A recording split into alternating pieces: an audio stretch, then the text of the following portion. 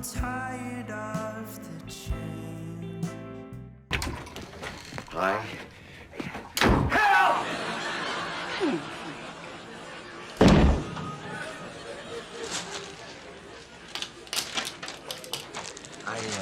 You'll have to take your shoes off.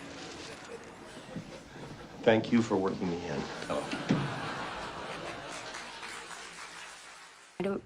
I don't have a problem. You've been scrubbing that pencil sharpener for an hour. Penny? Penny? Penny?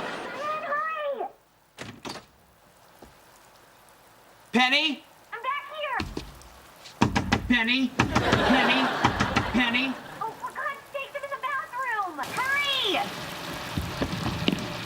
Don't you dare knock!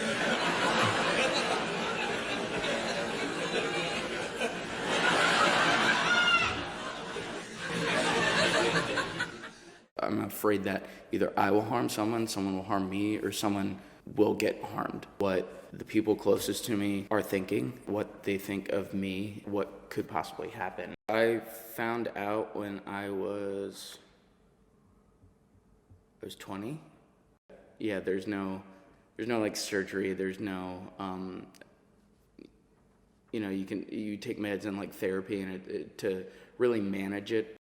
Checking my body for physical sensations, intrusive thoughts, rumination, reassurance seeking, and like psychosomatic. If I'm worried about feeling a pain anywhere in my body, I will feel it there. And I suddenly sort of realised for the first time, I can't actually prove that I'm real.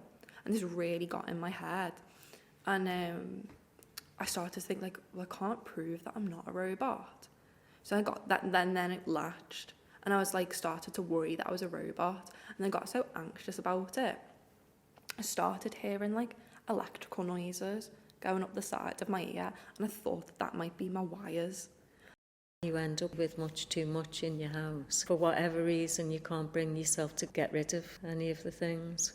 Well, I hadn't thought at all that I had any certainly no hoarding instinct. I've tried to avoid antiques, certainly antique furniture and vases and that sort of thing. But there's a game show, antiques game shows where people are encouraged to go around antiques fairs and buy things and see if they can get more money at auction. And I think that's another thing that is less, people watching that would think, oh, you can make £30, you could make £100, £200, £700 if you've got something that you don't realise you bought it cheap, and then it turns out to be some valuable antique. But I think that could encourage people to go shopping in these places, to buy things, and then find it's not really. The thing may not have any particular value. They may be paying more for it. I remember there was that like a TV programme called like Pure Eye or something, and I put it on because I at that point thought I think I had OCD, and I couldn't get through the first 5 minutes because I was really triggered.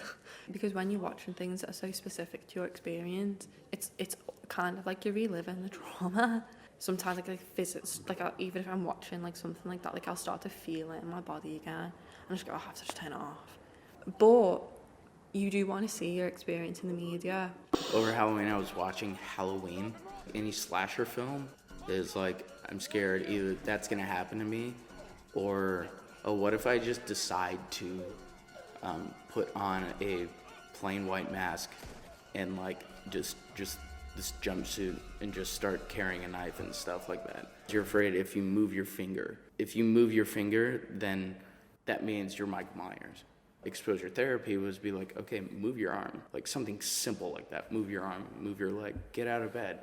And then the entire time you're thinking, no, because if I get out of my bed, then I'm gonna buy it and put a mask on and stuff, and you do it and you're like, okay, I obviously didn't put a mask on. How do you like say I'm having these thoughts, I'm concerned I might be a paedophile? Obviously people who don't really understand will be concerned because they want to like protect children. Media are very scared that it could be labeled as like almost irresponsible because actual harmful people, it might glorify them, but if they had OCD they wouldn't be doing that. They would be stuck in their bed. I just think people need to talk about it more, but I just would like to not feel there's something fundamentally on on the inside that is like fucked up and disgusting about me. The one thing I wish I knew, there is no one thing that's gonna make it stop. Yeah, you have no idea what's about to happen. You have in the good, the bad, the hilarious, the sad, the like everything, and that's like a part of, I think, the beauty of life. So, yeah, and I'm really like grateful and blessed I can look at it that way. A lot of people can't. But